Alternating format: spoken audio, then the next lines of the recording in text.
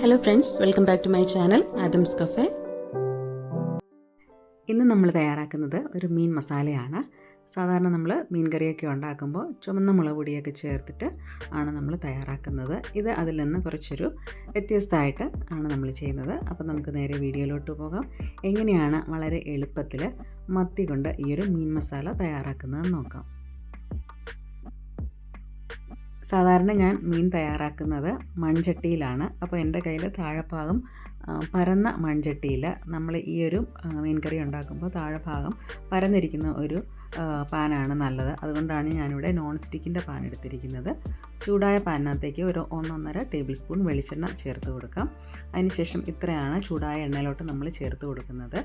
ഉള്ളി ഞാൻ ഏകദേശം ഈ ഒരു വലുപ്പത്തിലുള്ള ഉള്ളി ഒരു 18-20 എടുത്തിട്ടുണ്ട്. അത് തീരെ തിന്നാക്കി കട്ട് ചെയ്യേണ്ട, അല്പം 2-3 ഓരോ ഉള്ളിയും 2-3 പീസാക്കി കട്ട് ചെയ്തെടുത്താൽ മതിയാകും.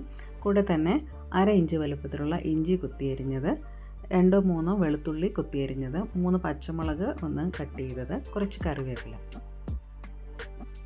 എണ്ണ ചൂടായി കഴിയുമ്പോഴത്തേക്കും ഇതെല്ലാം നമുക്ക് ചൂടായ എണ്ണയിലോട്ട് ചേർത്ത് കൊടുക്കാം.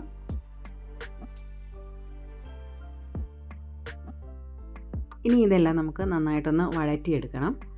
വഴറ്റിയെടുക്കുമ്പോൾ അധികം ബ്രൗൺ നിറമൊന്നും ആകണ്ട. ഇതിൻ്റെയൊക്കെ ഒന്ന് റോ ടേസ്റ്റ് ഒന്ന് മാറി കിട്ടിയാൽ മതിയാകും. കൂടെ തന്നെ ആവശ്യത്തിനുള്ള ഉപ്പ് കൂടി നമുക്കിതിനകത്തേക്ക് ചേർത്ത് കൊടുക്കാം. ഏകദേശം 2-3 മിനിറ്റ് വഴറ്റിയ ശേഷം നമുക്കിതിനകത്തേക്ക് മസാലപ്പൊടികൾ ചേർത്ത് കൊടുക്കാം. ഞാനിവിടെ ചേർക്കുന്നത് 2 ടേബിൾ സ്പൂൺ മല്ലിപ്പൊടി, 1/4 ടീസ്പൂൺ മഞ്ഞൾപ്പൊടി, 1/4 ടീസ്പൂൺ ഉലുവാപ്പൊടി. ഇത്രയാണ്. മസാലപ്പൊടികളൊക്കെ റോ ടേസ്റ്റ് മാറുന്ന രീതിയിൽ ഒന്ന് വഴറ്റിയെടുക്കാം. ലോ ഫ്ലെയിമിൽ വെച്ചിട്ട് വേണം നമ്മളിതൊന്ന് വഴറ്റിയെടുക്കാനായിട്ട്. ഈ ഒരു കറിക്കകത്തേക്ക് എരിവിന് വേണ്ടിയിട്ട് നമ്മൾ പച്ചമുളകും അതുപോലെ അവസാനം കുരുമുളക് പൊടിയുമാണ് ചേർക്കുന്നത്. പൊടികളൊക്കെ മൂത്ത് കഴിയുമ്പോഴത്തേക്കും നമുക്കിതിനകത്തേക്ക് പുളിയും വെള്ളവും കൂടി ചേർത്ത് കൊടുക്കാം. ഞാനിവിടെ ആവശ്യത്തിനുള്ള പുളി കുടംപുളിയാണ് എടുത്തിരിക്കുന്നത്. പുളി 1 ഗ്ലാസ് വെള്ളത്തിൽ ഒന്ന് സോക്ക് ചെയ്ത് വെച്ചിരുന്നതാണ് ഒഴിച്ചു കൊടുത്തിരിക്കുന്നത്. ഇനി ഇതൊന്ന് തിളച്ച് വരാനായിട്ട് വെയിറ്റ് ചെയ്യാം. നന്നായിട്ട് തിളച്ച് തുടങ്ങുമ്പോഴത്തേക്കും ഇതിനകത്തേക്ക് നമുക്ക് മത്തി ചേർത്ത് കൊടുക്കാം. ഞാനിവിടെ 1/4 കിലോ മത്തിയാണ് ചേർക്കുന്നത്. 1/4 കിലോ എന്ന് പറയുന്നത് ക്ലീൻ ചെയ്ത ശേഷമുള്ള വെയിറ്റാണ്. അപ്പോൾ നമ്മൾ സാധാരണ മീൻ കറി ഉണ്ടാക്കുമ്പോൾ ഉപയോഗിക്കുന്ന അത്രയും വെള്ളം നമ്മൾ ഈ ഒരു മീൻ കറിക്കകത്തേക്ക് ഉപയോഗിക്കുന്നില്ല. അതുകൊണ്ട് തന്നെയാണ് ഞാൻ ആദ്യം പറഞ്ഞത് താഴെ ഭാഗം പരന്നിട്ടുള്ള ഒരു പാൻ എടുക്കുന്നതായിരിക്കും ഈ ഒരു മീൻ കറി ഉണ്ടാക്കാനായിട്ട് നല്ലത്.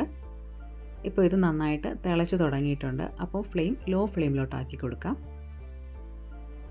അതിനുശേഷം നമുക്കിതൊന്ന് മൂടി വെച്ച് കുക്ക് ചെയ്തെടുക്കാം. 4-5 മിനിറ്റ് കഴിയുമ്പോഴത്തേക്കും നമുക്ക് മീനെല്ലാം ഒന്ന് തിരിച്ചിട്ട് കൊടുക്കാം. അപ്പം ഫ്ലെയിം എപ്പോഴും ലോ ഫ്ലെയിമിലായിട്ടിരിക്കാനൊന്ന് ശ്രദ്ധിച്ചേക്കണം, അല്ലെങ്കിൽ വെള്ളമൊക്കെ വേഗം വറ്റിപ്പോകും. വീണ്ടും മൂടി വെച്ച് 4-5 മിനിറ്റ് കൂടി ഒന്ന് കുക്ക് ചെയ്തെടുക്കാം. അങ്ങനെ നമ്മുടെ മീനൊക്കെ ഇപ്പം പാകത്തിനുള്ള വേവായിട്ടുണ്ട്.